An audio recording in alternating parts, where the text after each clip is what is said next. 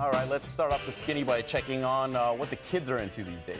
Yes, at last night's Teen Choice Awards, the surfboard trophies were handed out. And let's start with what would have been a wipeout even without a surfboard for Modern Family star Sarah Hyland. Almost there. She recovered, though, after tripping on her way to present an award. She is okay. And you can't blame it on a long dress like they do sometimes at these big award shows. No excuses there. To the awards now, and the guys from One Direction were safe from tripping hazards because they accepted their many surfboards on remote. The British boy band winning pretty much every category they were in. No surprise there. I guess didn't have to be present to win. Look at that. Those teens also apparently really loved Fast and Furious 7.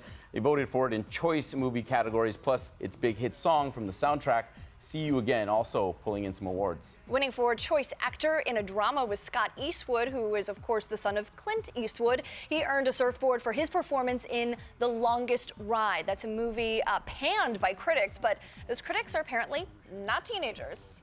Teenagers, you don't know what they like. They like what they like. They loved it. Finally, last night, receiving the Style Icon Award, Miss Britney Spears in that revealing dress. The 33-year-old singer also rocking some hair, half dyed blue, half purple. Still bringing it. Okay. 33 years old. Right. They're liking her style. She's always been making news for what she wears or doesn't. Yes, exactly. She looks great, though. Thanks, Jack. Thanks. We have a really staunch Britney Spears fan in the back there. Defending her. He's been yelling, "Leave Britney alone," this whole time. And singing. All right, let's move on now to an older star wearing even less clothing. If you can believe that. Sharon Stone. The 57-year-old actress who was Hollywood's hottest in the early 90s, of course, getting a lot of attention for a racy photo shoot for the magazine Harper's Bazaar, going completely naked, bearing herself emotionally as well as physically, opening up about setbacks from a brain hemorrhage in 2001. Yeah, I believe we did have to, we had to superimpose those things very carefully. That's coming in very handy, little world news now. Sure I've never seen it quite look like that. Used so creatively. While some are impressed with the photos, which are a little too hot for TV, others are criticizing them, though, mostly for being too Photoshopped. Critics also say the images say one thing, while Stone says another in the interview, talking about being judged for her sex appeal. She looks great. Good for her.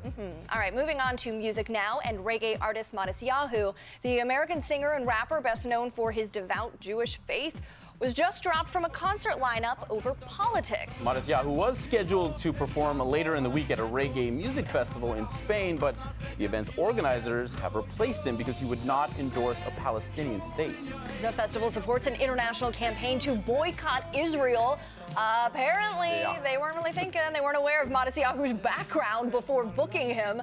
He rose to fame as an Orthodox Jew, dressing traditionally and avoiding performances on the Sabbath, so no surprise there. Nope. Finally, it seems that somebody in Canada confused a tennis match with a reggae festival. The world's #1 tennis player, Novak Djokovic, was competing in the semifinals of the Rogers Cup in Montreal when he apparently got a whiff of a strong smell. This Serbian tennis star pointed out the weedy aroma to the umpire. Somebody's getting high. No, honestly. I know. You smell it? The whole stadium smells it. Oh my God. Yesterday I felt it during the doubles match, now again. Whoever it is, he's getting high. And